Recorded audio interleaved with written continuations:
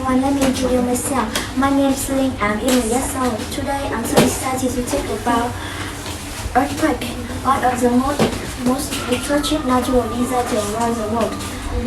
As you know, the movement of tectonic plates beneath Earth's surface causes power shaking. Every year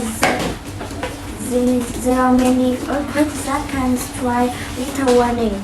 They cause some drawbacks including widespread damage and loss of life. Therefore, communities need to protect the environment together. Individuals should be ready, prepared, stay informed, and take action to protect themselves in the event of earthquakes. Thank you for listening. Goodbye.